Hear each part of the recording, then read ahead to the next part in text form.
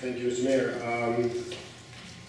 With respect to my graduates, or the students from my year, I'm going to start with the first lesson in journalism, which is ask the stupid question. There's no such thing as stupid questions, because as a new guy here, I have a few stupid questions, potentially. First of all, can you just tell me a bit about your organization and how it's structured and how it's funded? Thank you. The Vancouver Economic Commission is the official economic development agency of the City of Vancouver. Operationally, it's funded 100% by the City of Vancouver. The City of Vancouver contracts to the Vancouver Economic Agency Commission to actually deliver economic development programs. But while it works at arm's length from the city, it has a separate board of directors. The mayor being the chair of the board. We have a number of other key thought leaders from the city, from international circles that provide some input and leadership to the organization. And certainly it's a separate board and it's a separate organization, but we work intrinsically with the city and the team in order to make sure we're aligning with vision, with activities, with goals and objectives, and certainly on the deliverable aspects of that. We also generate up to and sometimes over $1 million a year in additional funding that's usually funded on a project basis from external sources. So it can be federal levels, provincial levels, it can be NGO organizations, and often it's also the private sector who really step up to the plate to support some of the programs that we're doing. And how often do you report to council in this kind of way? Is it on a regular basis? Or? We do as regularly as often as you'll let us.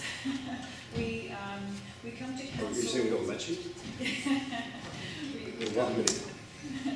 we come to council once a year in terms of making sure that we're reporting our annual report on an annual basis. But we also come to council, as often as you'll let us, with very specific projects and reports in terms of progress, particularly where it comes to project mandates that council and senior management of the city have asked us to take on. We will come back and always return regularly with reports on those items.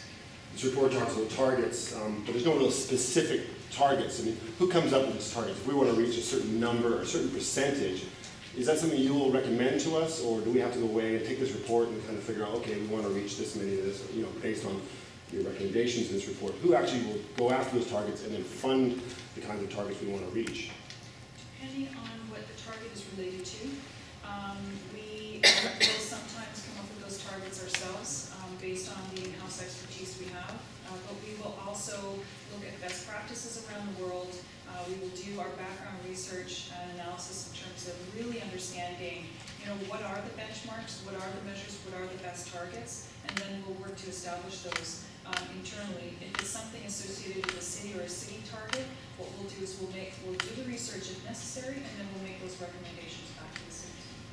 Now the report, you know, it's for Vancouver, but I'm wondering how it actually fits together geographically. You know, is this a report that we're planning to compete with Burnaby and take on Burnaby, or are we going to work in conjunction with the region in some of these specific strategies that you've outlined in this report? And how would that work? Thank you. It's not intended to compete with anybody regionally. We work as collaboratively as we possibly can with cities in Metro Vancouver. For example, with Metro Vancouver Commerce, which is a collaboration of 9 of the cities in the Lower Mainland who have active economic development programs. We really choose to work together at every possible opportunity to collaborate. So I'll give you an example. If there's a company that makes an inquiry to Vancouver and it doesn't make sense for them to be in Vancouver, or we can't accommodate them in Vancouver, we'll make sure that we support them going into another Metro Vancouver, or even, you know, barring a British Columbia municipality. The whole intent is to create important clusters and growing clusters, but that cluster is not limited to just the city of Vancouver. Vancouver can't possibly accommodate every single option and opportunity, so we make sure that we push those out. And that works vice versa with our other cities as much as we can. Another thing too is we work nationally with that spirit and intent, and it's again another unprecedented level of collaboration where we work with what we call C11, the top 11 cities in Canada. And the approach that we've taken is the stronger the national clusters we can build, the stronger we will compete globally. And really that's the perspective, is how do we build strong regional clusters, provincial clusters, and national clusters that we compete with the rest of the world. A couple more questions and run out of time. Just quickly, you know, there's a big focus in this on green tech sector. In the report, you know, first of all, we know if they're willing to build or invest here in the green sector. And you talk about doubling it and you know, percent increase.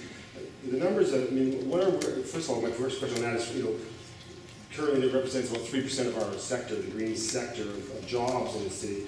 And sort of thinking, is that an area that we should really be focusing on? Or maybe we should put our energy in sectors that are much more vibrant, mining, forestry.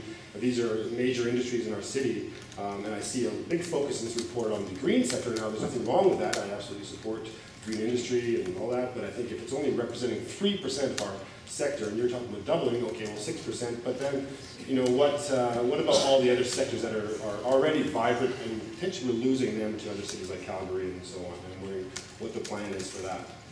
Thank you. That's a great question. A couple of things there. One, the 3% is actually higher than when you look at even cities like San Francisco. It's 2.5%, and New York City is 1.8%. So in terms of benchmarking, the percentage of the economy is really quite high. But the real key for us is looking at how we balance that focus. If we know that there's a sector of the economy or a segment that has the most potential for growth in the future, we need to make sure that we're supporting that, because our thinking and planning is 5 years, 10 years, 20 years down the road. So it's really important for us to make sure that we're always planning for that 20-year cycle of growth for industries. So we try to pay as much attention to the emerging industries, again, to make sure that they're competitive globally when there's a lot more competitive or competition for some of those emerging sectors as we do to the mature industries. The mature industries are mature for a reason. Very often they don't need the help and support as much in many cases as some of the emerging sectors do. So there's always a balance there in making sure that with emerging sectors that we are there when we need them, that we do a lot of outreach and have a relationship to make sure they get supported. And to doing a little bit more hand-holding sometimes in the beginning, especially startups with those emerging clusters, because we know that the dynamics of the economy change, and we need to be very savvy in terms of understanding how those changes take place and making sure that we're protecting, you know, the 10-year life cycle, the 20-year life cycle of our economy. Thanks, Clr Affleck.